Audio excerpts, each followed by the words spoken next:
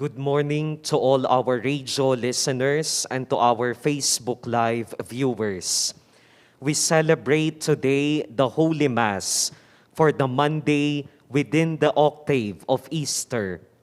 Our Eucharistic celebration will be presided by Reverend Father Antonio Dizon Atole, SSP, of the Society of St. Paul.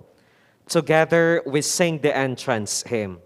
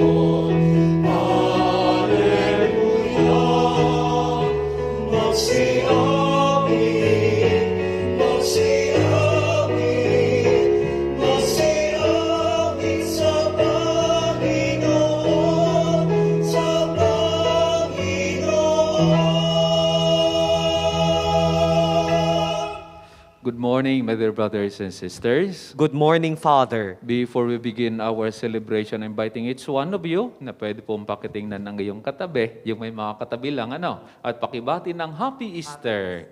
Yan, Happy Easter and welcome to our Eucharistic celebration. So we now begin our celebration with the sign of the cross in the name of the Father, the Son, and of the Holy Spirit. Amen. The Lord be with you. And with your spirit. Brethren, let us acknowledge our sins and so prepare ourselves to celebrate the sacred mysteries. You were sent to heal the contrite of heart. Lord, have mercy. Lord, have mercy. You came to call sinners. Christ, have mercy. Christ, have mercy.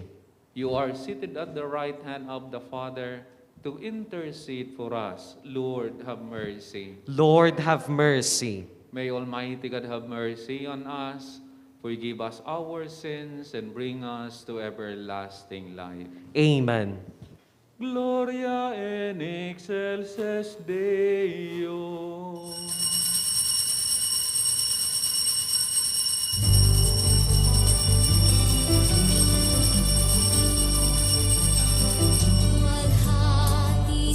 Diyos sa kaitaasan at sa luma'y kapayapaan sa mga taong may mabuting kalooban.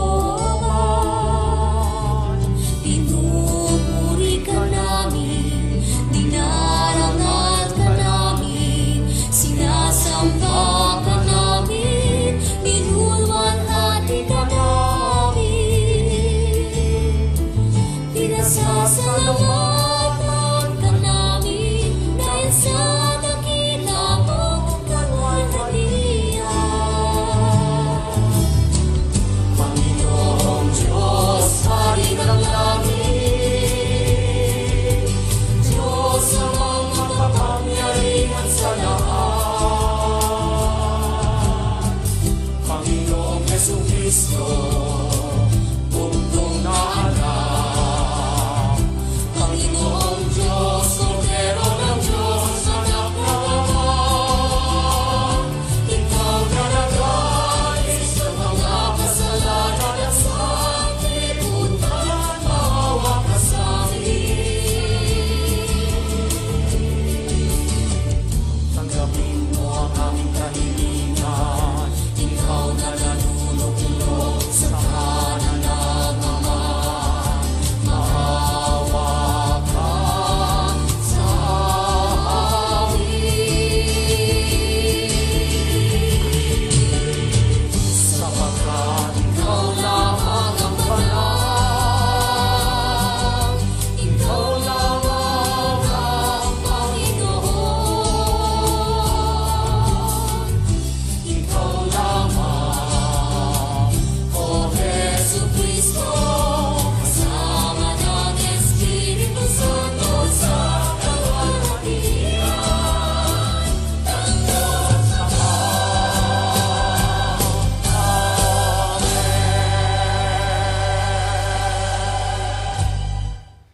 us pray.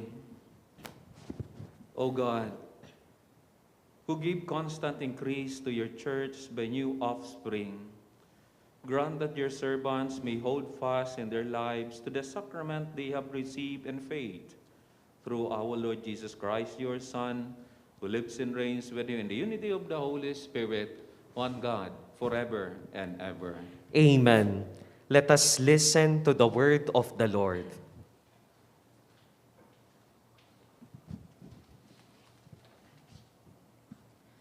A reading from the book of the Acts of the Apostles. On the day of Pentecost, Peter stood up with the 11, raised his voice, and proclaimed, "You who are Jews, indeed all of you staying in Jerusalem, let this be known to you, and listen to my words. You who are children of Israel, hear these words. Jesus the Nazarene was a man commended to you by God with mighty deeds, wonders, and signs, which God worked through him in your midst, as you yourselves know. This man, delivered up by the set plan and foreknowledge of God, you killed using lawless men to crucify him. But God raised him up, releasing him from the throes of death, because it was impossible for him to be held by it. For David says of him, I saw the Lord ever before me. With him at my right hand, I shall not be disturbed. Therefore my heart has been glad, and my tongue has exulted. My flesh, too, will dwell in hope, because you will not abandon my soul to the nether world, nor will you suffer your Holy One to see corruption.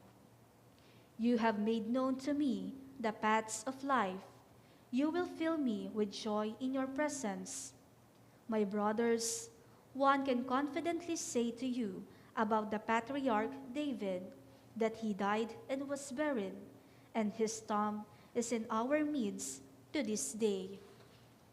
But since he was a prophet and knew that God had sworn an oath to him that he would set one of his descendants upon his throne, he foresaw and spoke of the resurrection of Christ, that neither was he abandoned to the netherworld, nor did his flesh see corruption. God raised this Jesus, of this we are all witnesses. Exalted at the right hand of God, he poured forth the promise of the Holy Spirit that he received from the Father, as you both see and hear. The word of the Lord. Thanks be to God. Keep me safe, O God, you are my hope. Keep me safe, O God, you are my hope. Keep me, O God, for in you I take refuge. I say to the Lord, my Lord are you. O Lord, my allotted portion and my cup, you it is who hold fast my lot. Keep me safe, O God, you are my hope. I bless the Lord who counsels me. Even in the night my heart exhorts me. I set the Lord ever before me. With him at my right hand, I shall not be disturbed. Keep me safe, O God, you are my hope. Therefore my heart is glad, and my soul rejoices. My body too abides in confidence, because you will not abandon my soul to the netherworld, nor will you suffer your faithful one to undergo corruption. Keep me safe, O God, you are my hope. You will show me the path of life, fullness of joys in your presence, the delights at your right hand forever. Keep me safe, O God, you are my hope. Let us honor the Holy Gospel. Hallelujah. Hallelujah. Hallelujah. Hallelujah. Hallelujah. Hallelujah. Hallelujah. Hallelujah. Hallelujah.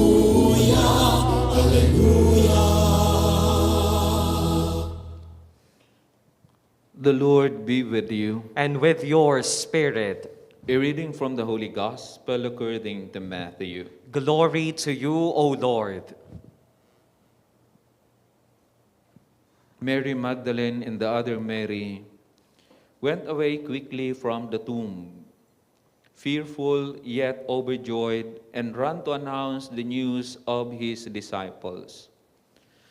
And beyond, Jesus met them on their way and greeted them. They approached, embraced his feet, and did him homage. Then Jesus said to them, "Do not be afraid. Go tell my brothers to go to Galilee, and there they will see me." While they were going, some of the guard went into the city and told the chief priests all that had happened. The chief priests assembled with the elders and took counsel. Then they gave a large sum of money to the soldiers, telling them, "You are to say, his disciples came by night and stole him while we were asleep. And if this gets to the ears of the governor, we will satisfy him and keep you out of trouble." The soldiers took the money and did as they were instructed, and this story has circulated among the Jews to the present day. The Gospel of the Lord. Praise to you, Lord Jesus Christ. You may be seated. Muli po, ako'y bumabati ng Happy Easter sa inyong lahat. Happy Easter po, Father. Kahapon ho ay ipinagdiriwang natin ang Pasko ng muling pagkabuhay. Alam natin, mga kapatid, na ang Pasko ng pagkabuhay ay ang tagumpay ng Panginoong Hesus laban sa kasalanan at kamatayan. Sa madaling salita, ito ang pinakapundasyon ng ating pananampalataya, na si Jesus na namatay ay muling nabuhay.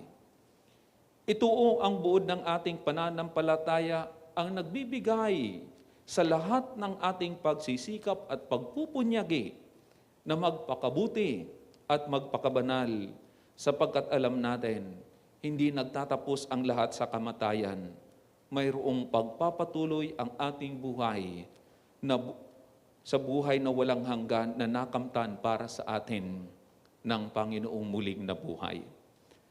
Sa araw na ito, mga kapatid, gusto kong balikan natin ang araw ng Biyernes Santo, na kung saan may mga babaeng nakatayo doon sa tabi ng cross ni Jesus. Naroon si Maria, ang ina ng Panginoon, si Salome, ang ina ni Juan at Santiago, at si Maria Magdalena, ang babaeng makasalanan na binago ng Panginoon. At ayon sa kwento, at napakinggan din natin sa ating ebanghelyo, sa unang bahagi ng ating ebanghelyo sa araw na ito, si Maria Magdalena ang naunang dumalaw sa pinaglibingan ng Panginoong Hesus. Ang ibang mga alagad ay hindi na nakasama. At sinabi pang pumunta siya sa libingan ng madilim-dilim pa ng araw ng linggo. Ang tanong natin, kung malikot ang ating mga isip, bakit nagpunta si Maria Magdalena sa libingan ng Panginoon na medyo madilim-dilim pa? Ito ang aking palagay. Una, si Jesus ang naging sentro ng kanyang buhay. Ibig sabihin, hindi niya alintana ang oras, maliwanag man o madilim ang pagkakataon, kahit sa mga sandaling maliwanag ang kanyang pananaw sa buhay at mga pangyayari sa kanyang paligid, hindi nawawala ang Panginoong Hesus bilang sentro ng kanyang buhay. Hindi siya nakakita ng ibang papalit kay Jesus bilang nakaluklok sa kanyang kalooban at damdamin. Para sa kanya, ang Panginoong Hesus lamang ang tanging liwanag na makapagbibigay sa kanya ng kasiyahang hinahanap ng kanyang puso. Gayon din, Sa mga pagkakataong madilim ang lahat sa Kanya, ang Panginoong Hesus pa rin ang liwanag ng kanyang puso. Mas mauunawaan ni Maria Magdalena ang kahalagahan ng liwanag tuwing siya ay nasa pansamantalang kadiliman. Maliwanag sa kanyang pananaw na kahit madilim-dilim pa, ay siguradong magbubukang liwayway rin at maghahari ang araw. Ang kadiliman ay laging pansamantala lamang. Pangalawa, nawala ang kanyang takot. Lubos ang pagtitiwala niya sa Diyos, kaya alam niyang wala siyang dapat ipangamba, wala siyang dapat ikatakot. Ang ugaling ito ni Maria Magdalena ang naging sanhi upang matanggap niya ang mabuting balitang buhay ang Panginoong Hesus. Kung siya ay duwag, hindi niya matatanggap ang kaligayahang buhay ang sentro ng kanyang buhay. Ang pangyayaring ito sa karanasan ni Maria Magdalena, masasabi natin na ito ho ay hindi pangkaraniwan. Para bang napakadaling isipin ng mga pangyayari, pero sa totoo lang, hindi. Bakit? Okay. Ilagay mo ang iyong sarili sa sitwasyong iyon. Ipagpalagay mong dumalaw ka isang araw sa puntod ng iyong mahal sa buhay. Asawa, halimbawa, madilim-dilim pa o madilim na. At pagdating mo doon sa libingan, nakita mong bukas ang puntod. Ano ang una mong iisipin at gagawin? Bakit bukas? May nagnakaw ba? Siguradong hindi mo mapipigil ang iyong sarili na tingnan o silipin kung anong nangyari sa loob ng puntod o nitso, di po ba? Dahil may kadiliman, ay hindi mo masyadong mawari kung ano ang nangyari sa loob. Kung sakaling wala kang nakitang laman sa loob ng nitso, ano ang mararamdaman mo? Magagalit ka? Matatakot ka? Mag-iisip ka kung sino ang maaaring gumawa ng ganitong kalapastanganan. So maglalaro sa iyong isip kung sino ang gumawa nito sa iyong mahal na asawa. Nasaan siya? Habang nakatingin ka sa bukas na puntod at nalilito, biglang mayroong kang narinig na tinig sa iyong likuran na ang tinig ay ang sabi, "Honey, narito ako. Buhay ako." So ano ang gagawin mo? Sasabihin mo bang, "Salamat at buhay ka"? Yayakapin mo ba siya? Magagalit ka ba at sasabihin mo, "Anong ginagawa mo riyan? Nag-aalala tuloy ako sa iyo. Nariyang ka lang pala. Hala, pasok ulit doon sa loob." Magpakatotoo ka, kapatid. Matatakot ka at tatakbo, di po ba? Baka buhay nga ang iyong mahal sa buhay, ikaw naman ang namatay sa takot. Kahit paanong sabihin mo mahal na mahal mo siya, sa mga ganitong pagkakataon, talagang matatakot ka. Pero, bakit hindi natakot si Maria Magdalena? Anong mayroon siya na wala ka? Alam mo na ang sagot. Nakaaalis ng takot ang lubos na pag-ibig at pagtitiwala. Iyan ang mayroon si Maria Magdalena na wala ka. Alam mo bang ang mga taong nabubuhay lamang sa kasalanan ang laging may takot? Pag nasa Diyos ka, mawawala ang lahat ng takot mo. Tulad ni Maria Magdalena. Dahil sa ganitong karanasan ni Maria Magdalena, siya ay naging dahilan upang malaman din ng ibang alagad pa ang katotohanang buhay ang Panginoong Hesus. Ang bunga ng pagtanggap sa Panginoong Hesus ng buong puso ay kawalan ng takot na magtutulak naman sa iyo upang maipaliwanag mo ang kanyang kadakilaan. Hindi sinarili ni Maria Magdalena ang kanyang karanasan, bagkus ibinahagi niya ito upang ang iba rin ay magkaroon ng kagalakan tulad niya. Kaya mga kapatid, Alam natin si Maria Magdalena, siya ho ang orihinal na Marites. Wala nang iba. Kaya ang Marites na naririnig natin ngayon ay luma na yon. So sa pagdiriwang natin ngayon ng ikalawang araw ng Pasko ng muling pagkabuhay, pagnilayan mo ang epekto nito sa ating pakikipag-ugnayan sa Diyos, sa iyong sarili, at sa iyong kapwa. Alalahanin mo ang Diyos, ang siyang ilaw ng sanlibutan, at ikaw nawa ay maliwanagan nito at makapagbigay sinag ka rin sa iyong kapwa na nadidiliman sa buhay.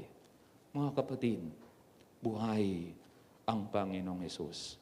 Buhay din siya sa iyong buhay. God bless us all. We stand.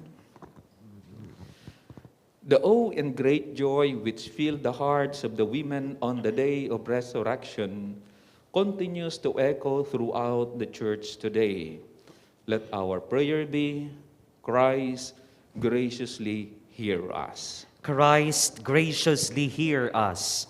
May Jesus' greeting, do not be afraid, bring comfort to those who are distressed at this time, especially for those who are affected by the COVID-19. Let us pray to the Lord. Christ, graciously hear us. May those who create lies in order to cover up the truth come to realize how dangerous is their action. Let us pray to the Lord. Christ, graciously hear us. May missionaries give witness to the risen Christ and draw inspiration from Saint Peter, who first proclaimed the good news in the streets of Jerusalem. Let us pray to the Lord. Christ, graciously hear us. May the Holy Spirit enliven all Christians at this time of resurrection, so that we may live the life of Christ with enthusiasm. Let us pray to the Lord. Christ, graciously hear us. May the priests and deacons enjoy their day off today as they rest following the heavy demands of their ministry in Holy Week. Let us pray to the Lord. Christ, graciously hear us. For all the dead, especially those who passed away because of COVID-19, and for the souls of Alberto and Belen Carrion, that they be gathered into God's peace and glory. Let us pray to the Lord. Christ, graciously hear us. May the Lord accept our intentions, especially for our safety against COVID-19, our prayers for our frontliners, the intentions of all our radio listeners and Facebook Live viewers, the intentions being sent in the different programs of our radio, the special intentions of the radio station of our Archdiocese, and for the birthday intentions of Dolores Balagtas. Let us pray to the Lord. Christ, graciously hear us. Risen Jesus, keep us safe, for you are our hope. Preserve us from danger, for we take refuge in you, who live and reign forever and ever. Amen. Together we sing the hymn for the preparation of the gifts.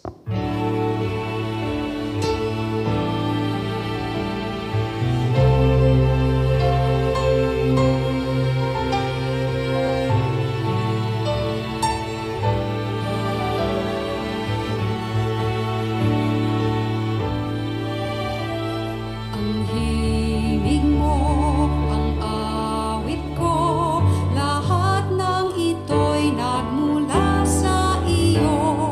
Muling ihahandog sa'yo, buong puso kong inaalay sa'yo. O Diyos, O Panginoon, lahat ay biyayang aming inampon, aming buhay at kakayahan.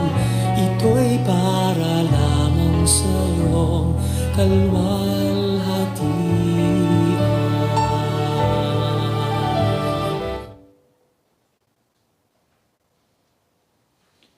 Pray, brethren, that my sacrifice and yours may be acceptable to God, the Almighty Father. May the Lord accept the sacrifice at your hands for the praise and glory of his name, for our good and the good of all his holy church. Accept graciously, O Lord, we pray, the offerings of your peoples that, renewed by confession of your name and by baptism, they may attain unending happiness through Christ our Lord. Amen. The Lord be with you. And with your spirit, Lift up your heart. we lift them up to the Let Lord. us give thanks to the Lord our God. It is right and just. It is truly right and just, our duty and our salvation, at all times to acclaim you, O Lord, but on this day, to laud you yet more gloriously when Christ our Passover has been sacrificed.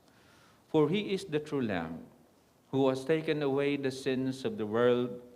By dying, he has destroyed our death, and by rising restored our life. Therefore, overcome with paschal joy, every land, every people exalts in your praise, and even the heavenly powers with the angelic host sing together the unending hymn of your glory as they acclaim.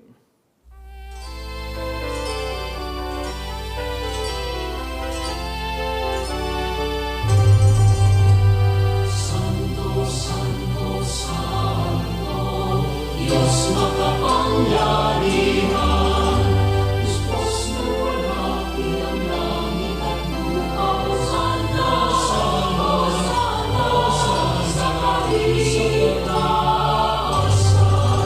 pinapawang naroon sa ngalan ng Panginoon. Hosanna, Hosanna, sa kaitaasan, Hosanna, Hosanna, sa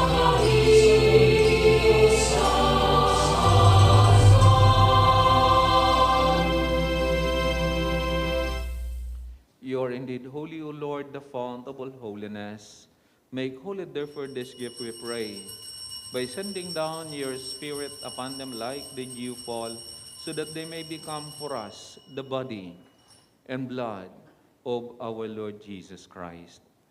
At the time he was betrayed and entered willingly into his passion, he took bread, and giving thanks, broke it, and gave it to his disciples, saying, "Take this, all of you, and eat of it, for this is my body, which will be given up for you."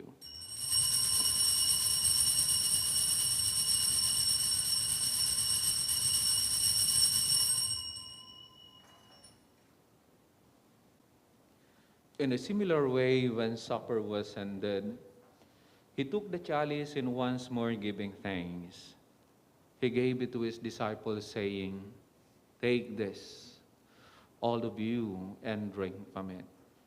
For this is the chalice of my blood, the blood of the new and eternal covenant, which will be poured out for you and for many for the forgiveness of sins. Do this in memory of me."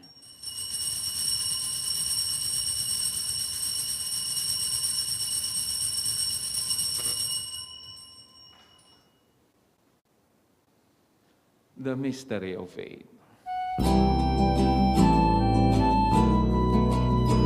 Sa krus mo at pagkabuhay, kami natupos mong tunay. Poong Jesus, naming mahal, iligtas mo kaming tanan. Poong Jesus, naming mahal, ngayon at magpakailanman. Therefore, as we celebrate the memorial of his death and resurrection, we offer you, Lord, the bread of life and the chalice of salvation, giving thanks that you have held us worthy to be in your presence and minister to you. Humbly we pray that partaking of the body and blood of Christ, we may be gathered into one by the Holy Spirit. Remember, Lord, your church is spread throughout the world, and bring her to the fullness of charity, together with Francis, our Pope, Florentino, our Bishop, Pasiano, our Bishop Emeritus, and all the clergy. Remember also our brothers and sisters who have fallen asleep in the hope of the resurrection, and all who have died in your mercy. Welcome them into the light of your face. Have mercy on us all, we pray, that with the Blessed Virgin Mary, Mother of God, with Blessed Joseph, her spouse, with the blessed apostles, and all the saints, Saint Ferdinand, Saint Gabriel the Archangel, who have pleased you throughout the ages, we may merit to be co-heirs to eternal life, and may praise and glorify you to your Son, Jesus Christ. Through him, and with him, and in him, O God, Almighty Father, in the unity of the Holy Spirit, all glory and honor is yours forever and ever. Amen. Let us pray to our Heavenly Father as Jesus taught us.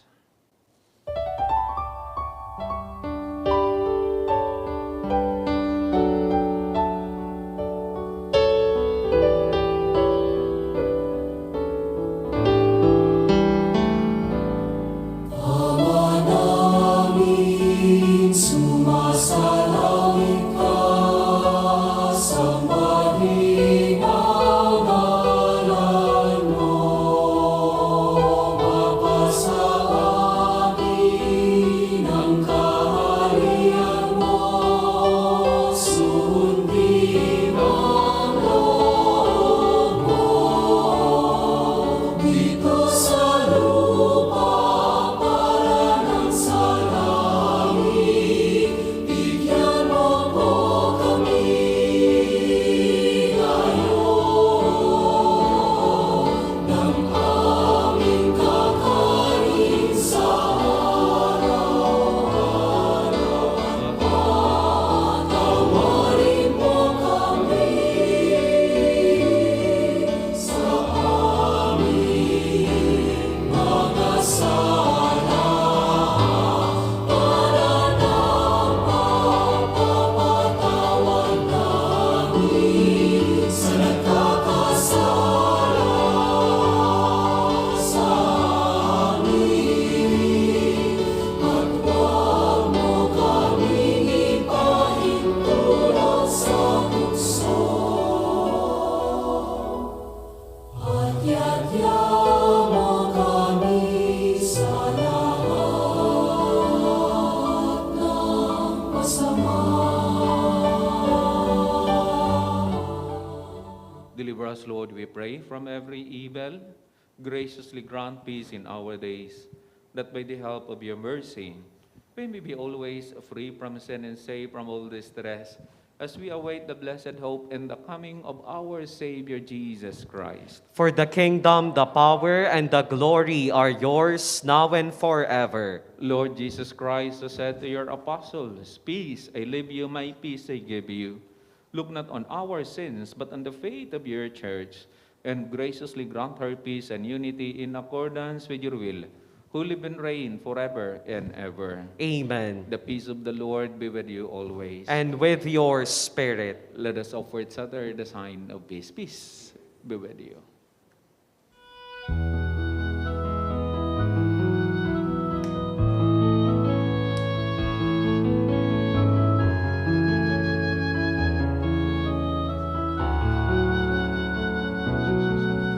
Cordero ng Diyos na nag-aalis ng mga kasalanan ng mundo.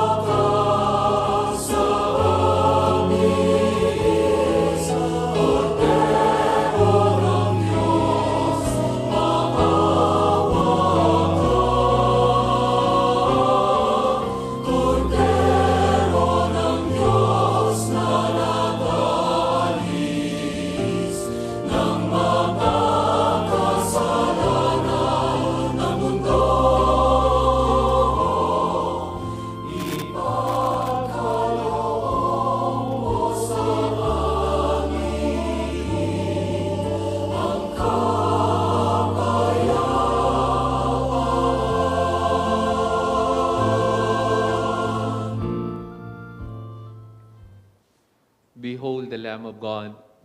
Behold him who takes away the sins of the world. Happy are those who are invited in this holy meal. Lord, I am not worthy that you should enter under my roof, but only say the word, and my soul shall be healed.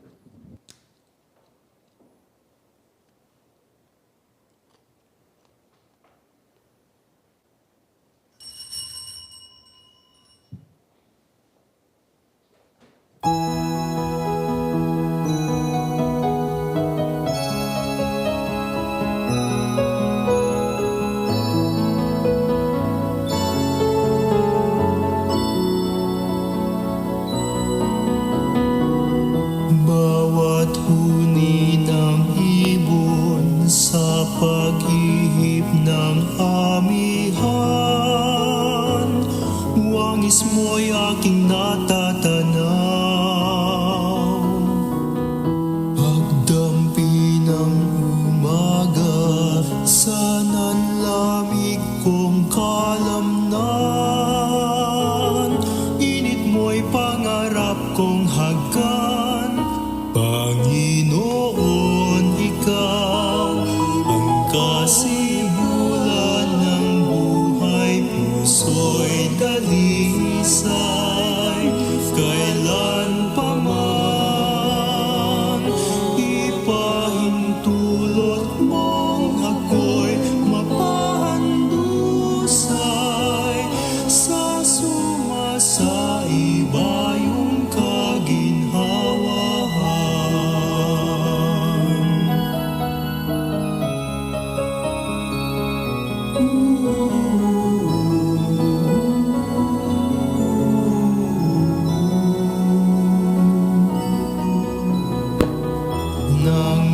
Nangulilang malay, binulungan ng tinig mo, nagdulot ng katiwasayan. Paghahanap katwiran, nilusaw mo sa simbuyong karilagan ng pagmamahal. Panginoon, ikaw ang kasibulan ng buhay, puso'y dalisay. Kailan pa man ipahintulot mo ako'y mapahandusay sa sumasaiba yung kaginhawahan.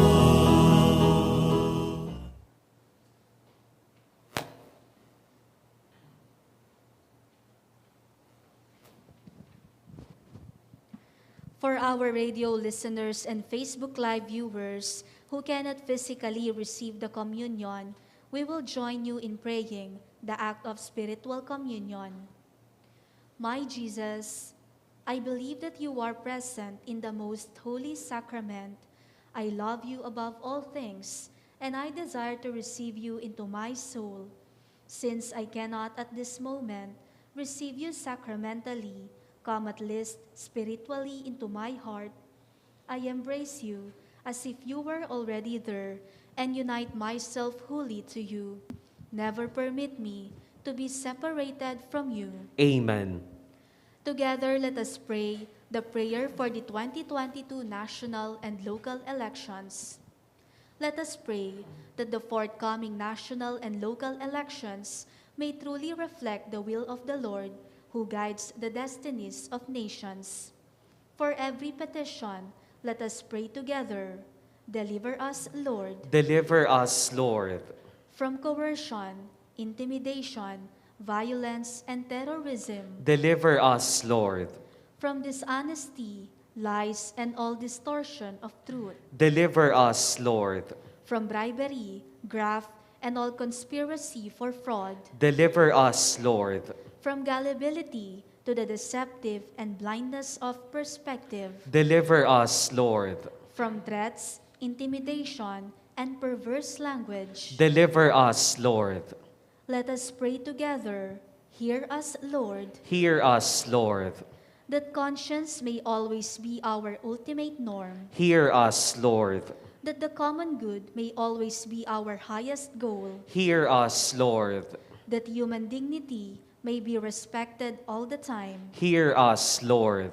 That the poor and the weak may always have the priority. Hear us, Lord. That care for creation may never be ignored. Hear us, Lord. That solidarity may guide the path of peace and development. Hear us, Lord. That genuine fear of God and love of neighbors may guide those who seek public office. Hear us, Lord. Let us pray. Shepherd of souls and Savior of the nations, politics is your gift to us, a call to serve others and grow in holiness. Guide our politics as you guide our lives. May our political engagement for voters and candidates bring glory to your loving name and help us grow in holiness forever and ever. Amen.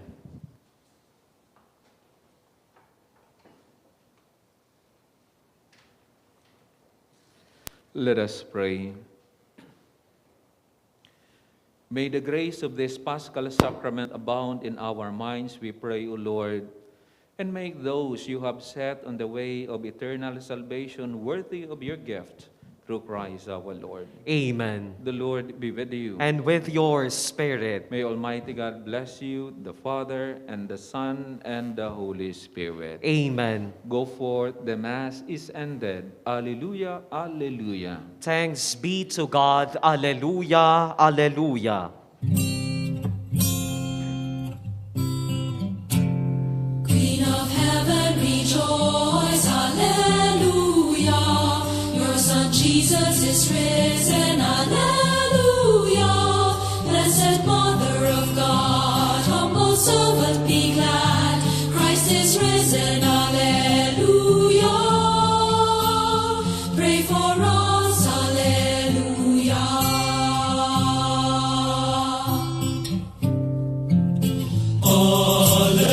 Alleluia, Queen of heaven, rejoice, rejoice, alleluia.